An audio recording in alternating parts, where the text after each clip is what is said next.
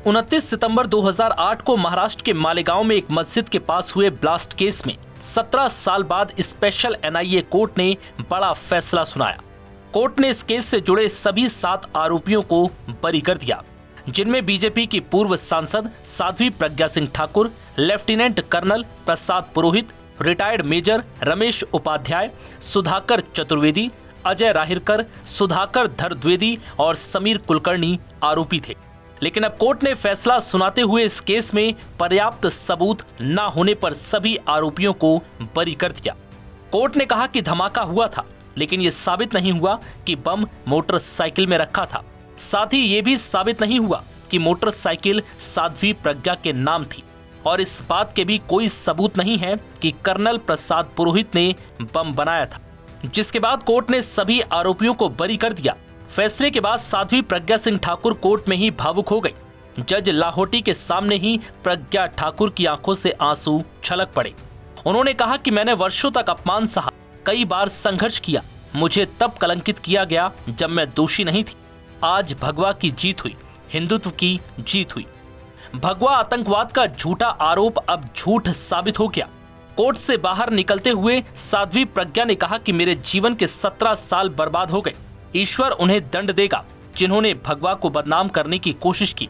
प्रज्ञा ठाकुर ने जज AK लाहौटी से कहा कि मुझे जांच में शामिल होने के लिए बुलाया गया था, लेकिन जब मैं पहुंची तो मुझे बिना किसी कारण के गिरफ्तार कर लिया गया और इसके बाद टॉर्चर किया गया। उस अत्याचार ने मेरी पूरी जिंदगी को बर्बाद कर दिया। मैं एक सन्यासिनी का जीवन जी रही थी, लेकिन मुझे झूठा आरोपी बना दिया गया और उस समय कोई भी हमारे साथ खड़ा होने को तैयार नहीं था। आज मैं जिंदा हूं क्योंकि मैं एक सन्यासी हूं। मैं हर दिन मरते हुए अपना जीवन जी रही हूं।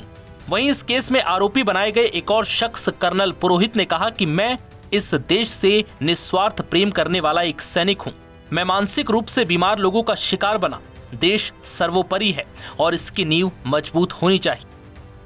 कुछ लोगों ने हमारी ताकत का गलत इस्तेमाल किया और उसकी सजा हमें भुगतनी पड़ी। जय हिंद। बता दें कि केस पर फैसला सुनाते हुए जज ने कहा था कि आतंक का कोई धर्म नहीं होता, क्योंकि कोई भी धर्म हिंसा की वकालत नहीं करता।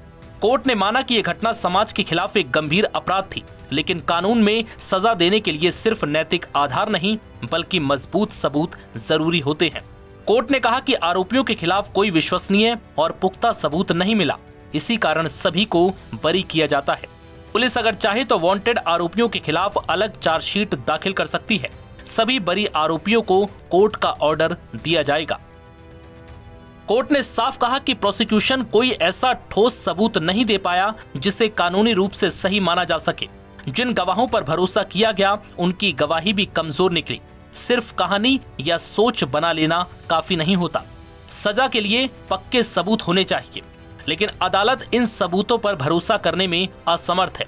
कोर्ट ने कहा कि गंभीर संदेह है, लेकिन केवल संदेह के आधार पर प्रोसिक्यूशन मामले को आगे नहीं बढ़ाया जा सकता। फैसले में कहा गया है कि मृतकों के परिजनों को 2 लाख रुपए और घायलों को 50,000 रुपए का मुआवजा दिया जाएगा। नवभारत टाइम्स की रिपोर्ट।